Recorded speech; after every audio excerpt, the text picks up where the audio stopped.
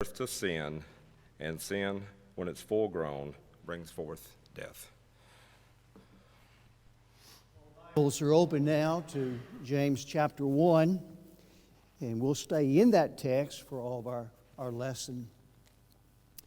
I have tried to make it an effort.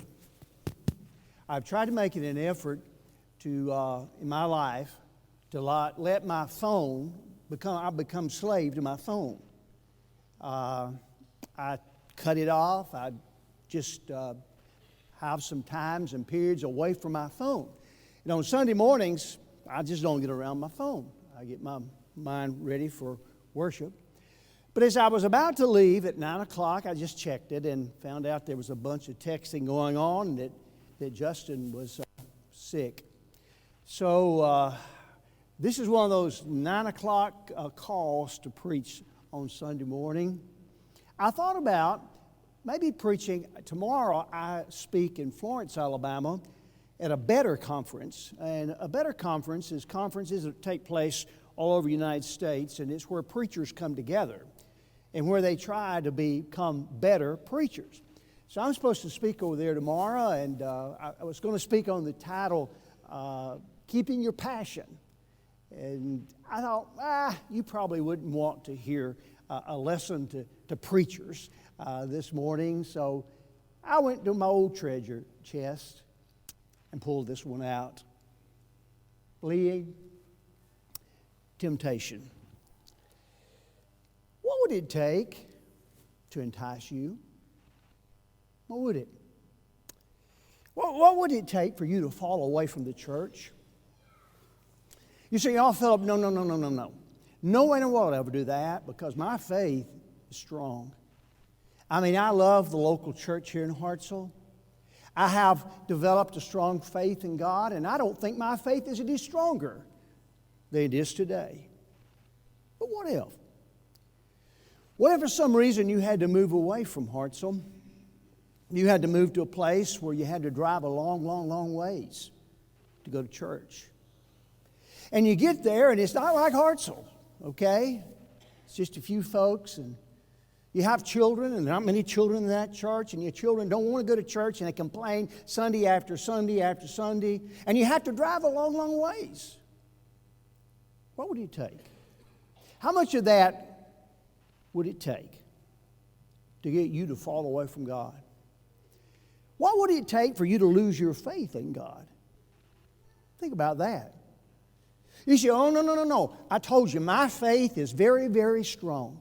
There's a great faith in God, and I don't think I've ever been closer to God in my life than I am right now. But what if? What if all of a sudden some horrible, terrible tragedies came into your life? What if you lost your child? What if you lost a husband or a wife? And then before that, there's something else that happens, and you lose somebody else in your life, and it just seems like you're just, a snowball rolling down a hill and just picking up tragedy after tragedy after tragedy. How much of that could you take before you lose your faith and you're tempted to go away from God?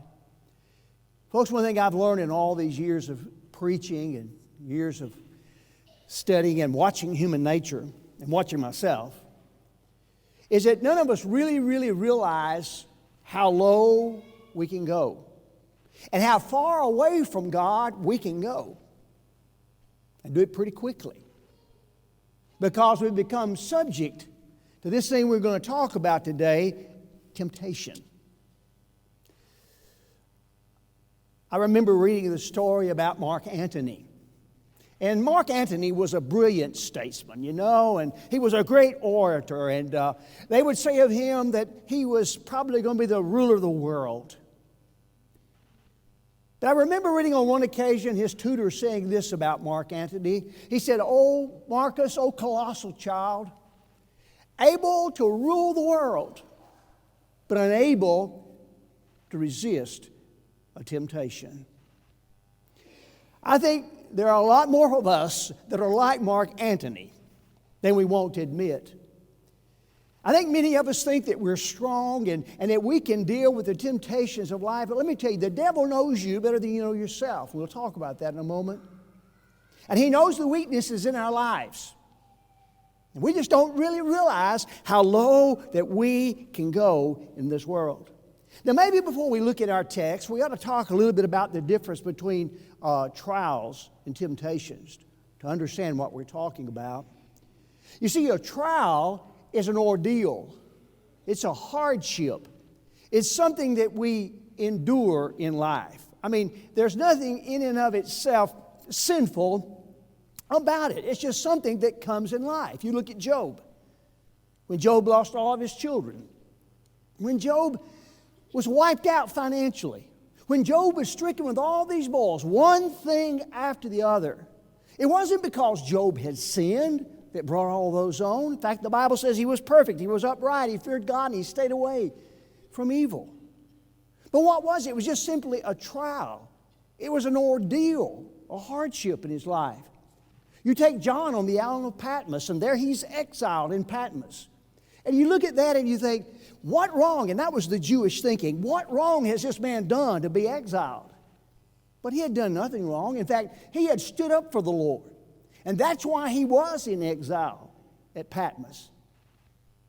It was just simply, that exile was a trial. It was a hardship. It was an ordeal that he had simply gone through in his life.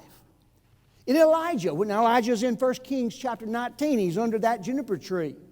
He's not there because of some sin in his life, because of some weakness. No. Remember, just before that, he had that great, tremendous victory on Mount Carmel.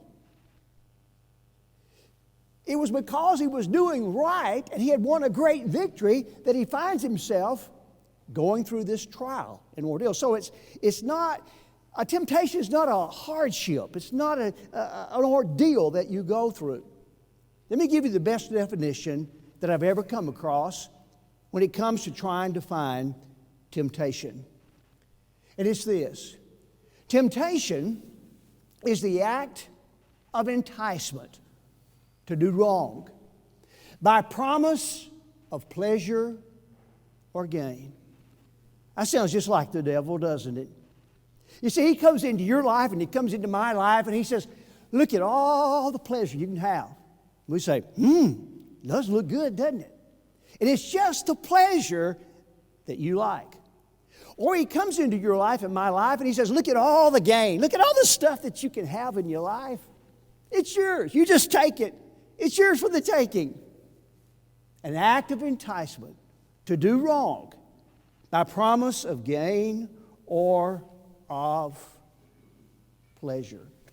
Now let me say this, and let's understand this before we get into the text. Usually when we think of temptation, we think of the sensual aspect of it, right? I mean, we think of something immoral when we think of temptation and succumbing to temptation. Folks, when we talk about temptation, we're talking more than just that. You can be tempted to steal. You can be tempted to lie. You can be tempted to gossip. So we understand that this is a broad aspect where the devil comes in all particular areas, all different areas of your life and my life. Now, if we want to try to deal with temptation and try to be able to stand up to the devil and to flee it, there's some things we got to know about temptation, okay? It's sort of like a doctor. You go to a doctor and you got cancer. You want that doctor to know something about cancer, don't you? You want to know how to approach it. And you want to learn. You want to learn about how you approach the cancer, how you treat the cancer. You want to learn the characteristics of that cancer. Well, it's the same thing true with temptation. Before we can ever really deal with it, we got to know a little bit about how it works in our lives. And there's no better passage in all the Bible that tells us about how temptation works than here in James chapter 1, in verses 13 through verse 18. We read verse 15. 4 things you need to remember about temptation. 4 things that are so important. You got to understand this. The devil will follow this process, and you got to be ready for him. The first thing James tells us in our text, that it's inevitable. It's inevitable. Notice what he says. He says, let no one say when he is tempted. He does not say, let no one say if he's tempted. But he says, let no one say when he is tempted. It's inevitable in our life. Sometimes I meet people, and they've succumbed to temptation, and they act like they can't believe it. They can't believe they were ever tempted, first of all, and they were ever tempted in such a way. Folks, it's a part of life. The devil is after you today as you leave church. He's going to crawl right in the seat with you, and he's going to be after you immediately after you have come and you have worshiped the Lord. I've often thought, wouldn't it be wonderful? Wouldn't it be wonderful if you could find a place where there was no temptation? That'd be pretty good, wouldn't it? You had some deserted island somewhere maybe, and you could go, and there'd be no temptation. Folks, let me tell you something. You'll never find that place. And you know why you'll never find that place? Because you see, wherever you go in life, even if you were the only person on an island, you take with it your mind. And your mind is the vehicle through which temptation passes. So wherever you go, this is why it's inevitable. Wherever you go in your life, you take your mind with you. And it's your mind on which the devil works to get you to succumb. I remember in Romania, as we were way back in the sticks in Romania, and we were riding through the valleys, and one night I was in the back seat, and there was one of the Romanians who spoke English, and he said, you see up there, it was on the top of it looked like a mountain up there, it was a big, big hill, and there was this big monastery. And that was the place where people had gone, these monks had gone to try to get away from society, to try to get away from temptation. But even far, far away from people, high up on a mountain, hidden behind walls in a monastery, they still would be tempted because they took with them their mind. Understand something, it's inevitable. And the devil places his biggest guns on God's people. He doesn't have you. And if there's anything he wants more than anything else, is you. And so he's coming after you. And the first thing you've got to understand is it's inevitable. It's going to come our way. Now you think what a difference that would make in our lives. If every day we get up and we think, wait a minute, today the devil is after me. And we go through our day realizing that the devil's coming after us, that it is inevitable. Here's the second thing that James tells us about temptation. That is, it's never directed by God. Notice verse 13. Let no one say when he's tempted, I'm tempted by God. For God cannot be tempted by evil, nor does he himself tempt anyone. Now, James understands human nature. And he understands how we react. You see, what we want to do is when we are tempted, or when we yield to temptation, we want to point the finger somewhere else. And we're very, very quick to point our finger at God and say, God, why did you do this? God, why did you allow this to happen to me? James says, you can't do that. You may do it, but it's not right. Because God does not tempt us. John tells us in John chapter 1 and verse 5, 1 John 1 verse 5, that God is light. And in Him is absolutely no darkness whatsoever. God cannot fellowship sin. But what we find ourselves doing so often is like, in the garden, Adam, remember he says, Lord, the woman that you gave me. So we live our lives so often wanting to blame God. It's never directed by God, and it's inevitable. So James says, listen, you've got to learn when you deal with temptation in your life, and especially when you deal with temptation, you've got to say, it's me, Lord. It's me. And you got to quit pointing your finger at God. Isaiah would tell us, and often in the Old Testament you'll see this phrase, holy, holy, holy, speaking of God. What does that mean? He's totally and completely separated from sin. Now God will allow us to be tempted. God will permit us to be tempted because we are free moral agents. And because we are free moral agents, God allows it.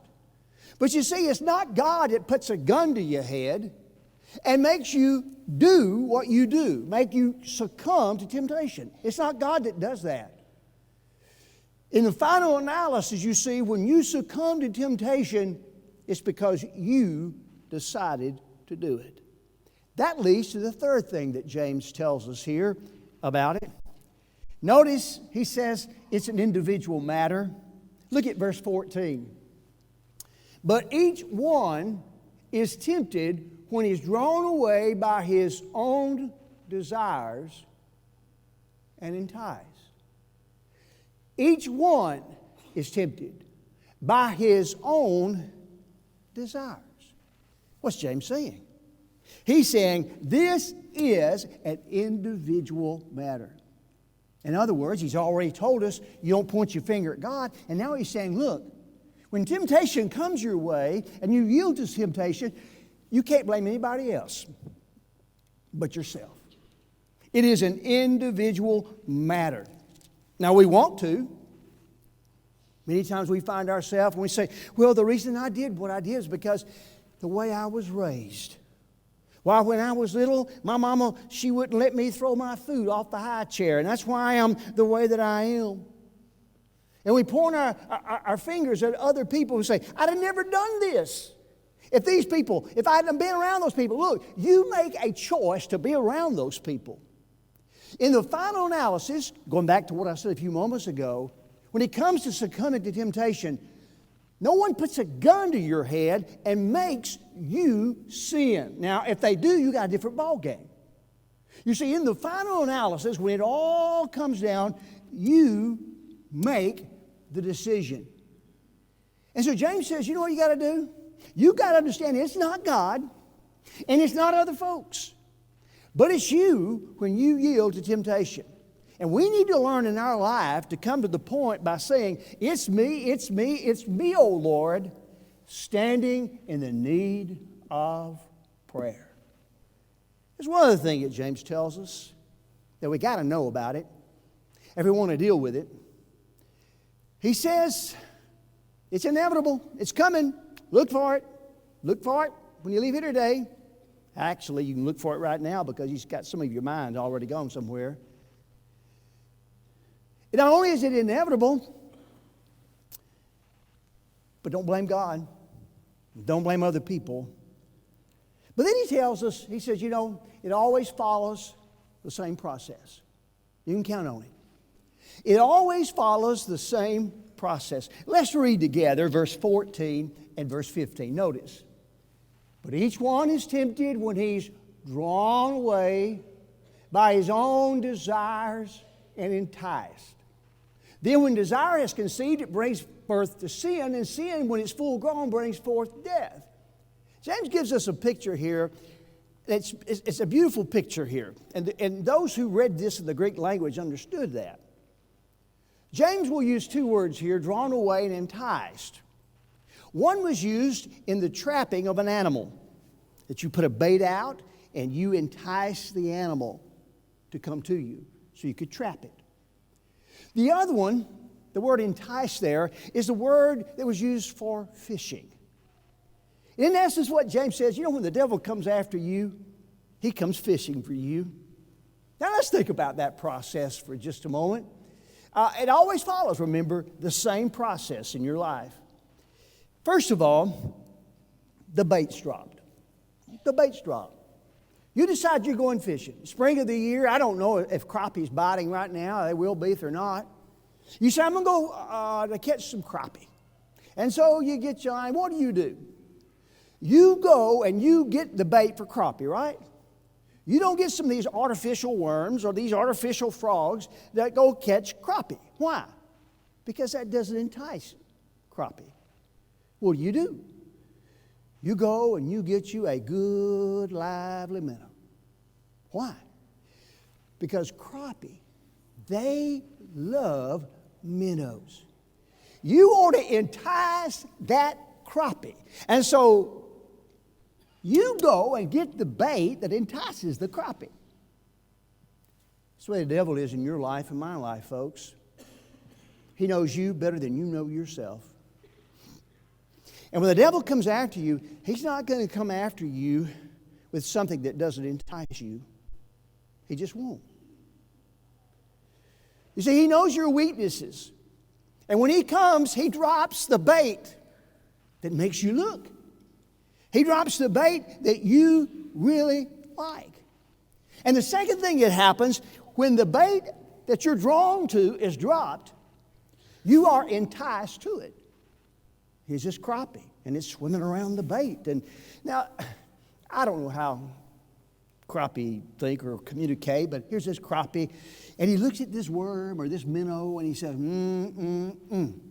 Look at what I can gain from eating this minnow. Ooh, look at the pleasure I could have from eating this minnow. And so the crappie has this inner desire that attracts it. And you know what happens?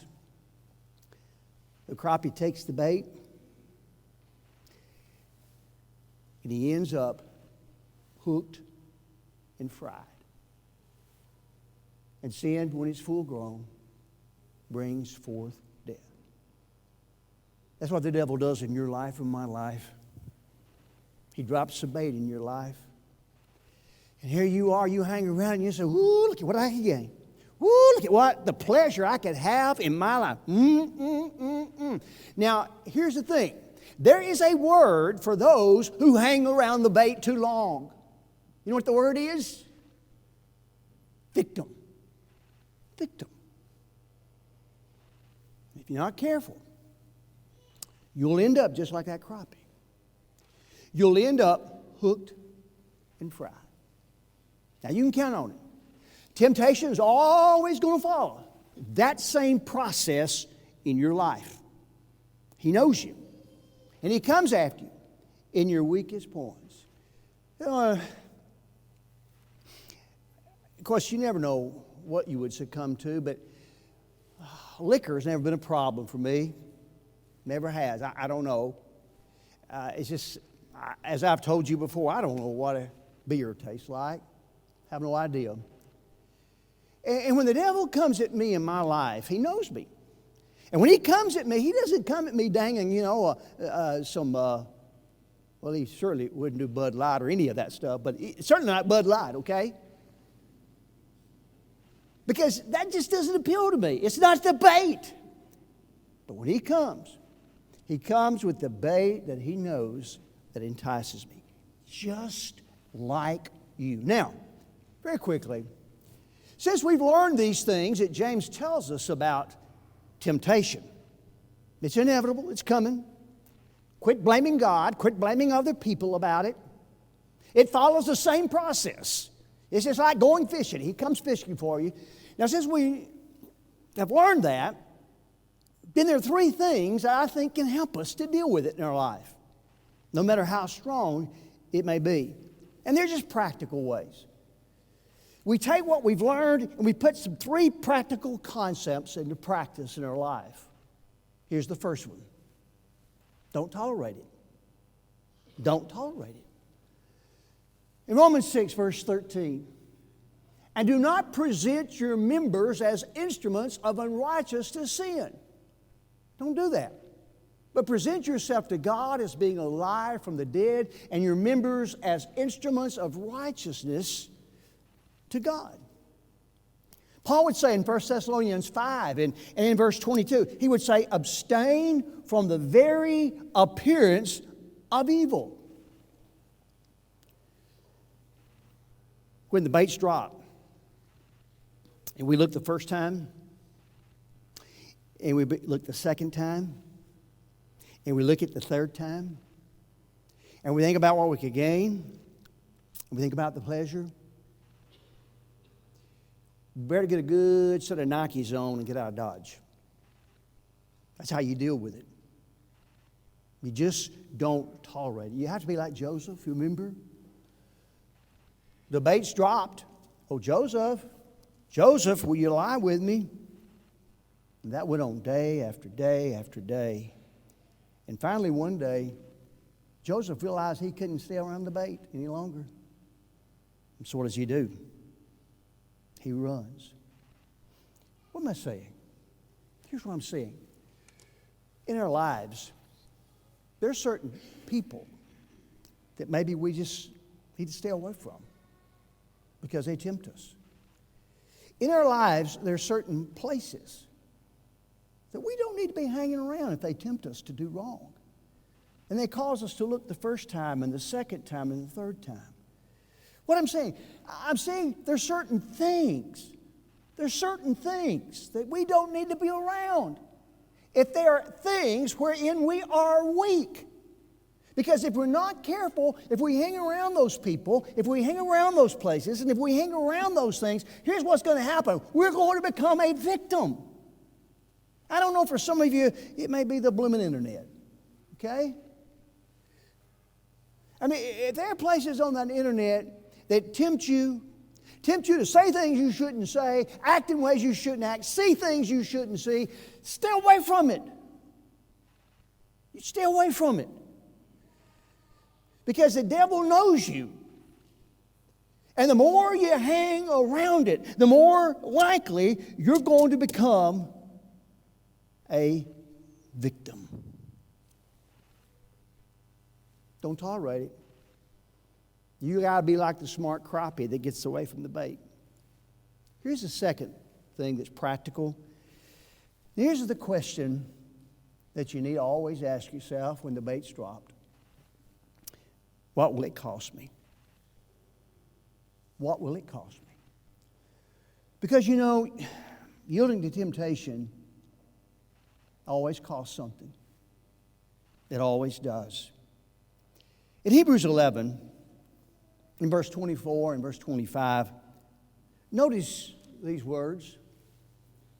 By faith, Moses, when he became of age, refused to be called the son of Pharaoh's daughter, choosing rather to suffer affliction with the people of God than to enjoy the passing pleasures of sin.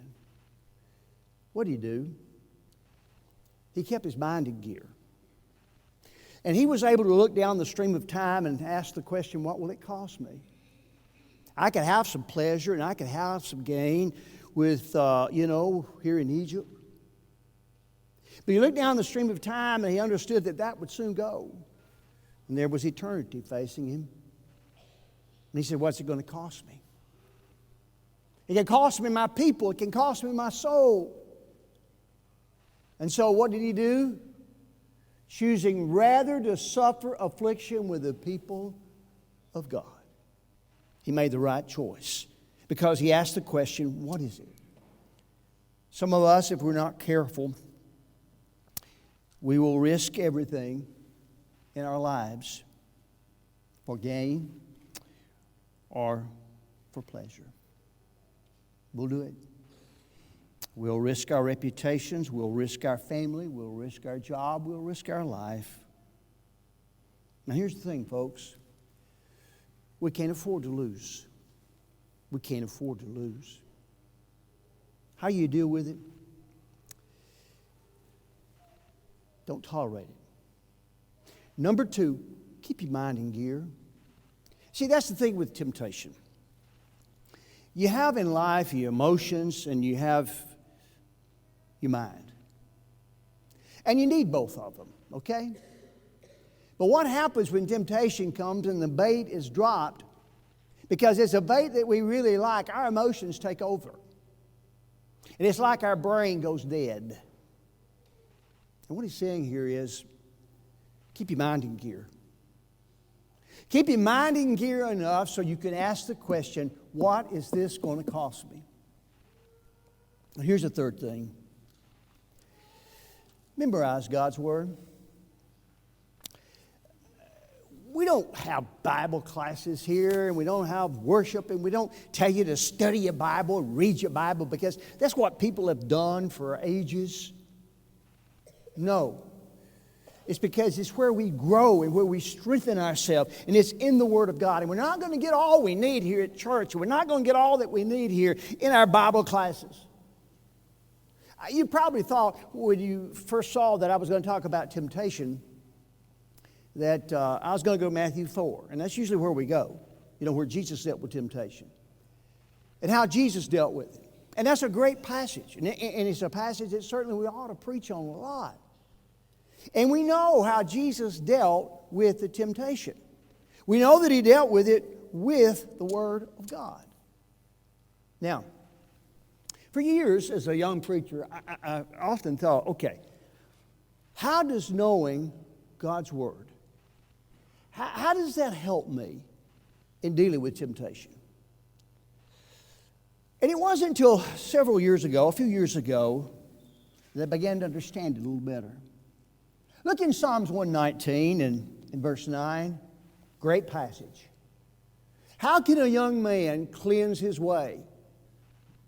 By taking heed according to your word. And I looked at that. I looked at that as a young preacher, and I thought, okay, how does taking heed according to your word help you when temptation comes? We go down to verse 11 of Psalms 119. And notice what verse 11 says. Your word, I have hidden in my heart that I might not sin against you. So I looked at verse 9, and I looked at verse 11 as a younger preacher, and I thought, how does that happen? I had God's word in my heart that keeps me from sinning. Well, it wasn't years later that I began to understand a little bit about this and why it's so important that the Word is in my life. It was in a discovery I made in Ephesians chapter 6 when I was studying about the Christian armor. And there, one of the parts of the Christian armor was the sword of the Spirit, which is the Word of God. Now, the word there, talking about the sword of the Spirit, which helps me to defeat and to defend the devil, is not the word logos, which means the totality of the word. It's the word rhema. And rhema means a little part. It can be a sentence of the word. It could be a paragraph of the word, but it's a small part of the word. And then it dawned on me, the sword of the Spirit, which is the rhema, it is a part of the Word. Then I began to put two and two together. Because in my life, when the bait's been dropped, not on every occasion, but as I've gotten older, when the bait's been dropped, and you look, you say, oh, look at what I could gain. Look at the pleasure I could have. And you look once, you look twice, you look 3 times. You know what's happened? It's been amazing. All of a sudden, there would be a scripture that would come to my mind. It became sort of like a wall between me and that temptation. Or there would be a story that would come to my mind, a story from the Bible. And it would be like a wall that would come and slap my mind, so to speak, I speak figuratively, slap my mind into gear to ask the question, what's this going to cost? And to help me make the right decision. You see, folks, it may be hard to understand why it is that getting the Word of God in your life is so important, but let me tell you, it works. It works. That's why Jesus did what He did in Matthew chapter 4. 3 practical ways. When you learn what we learn from temptation, from James 1, 13 through 15, 3 practical things. Do not tolerate it. What will it cost me? And you need to know this book. And you need to know God's Word. What a powerful, powerful teaching. To me, one of the best teachings in all the Bible about temptation and the process of temptation in our life. Let's take this lesson out the door with us today. Let's take this text. Let's take it with us and put it on the front seat as we leave out of here, as the devil joins us, because it is inevitable. We sing the song of encouragement today. If you're not a child of God, there's not a better time for you to become a child of God than this very morning. Oh, we would love for you to come and confess the beautiful name of Jesus. We would love for you to come and to watch you as you change your heart and your mind and your life, and for you to be buried into the death of Jesus Christ, that the blood of Jesus wash away your sins. You can do that today. If you're an erring child of God and you need to come back, you have that opportunity while we stand and while we sing.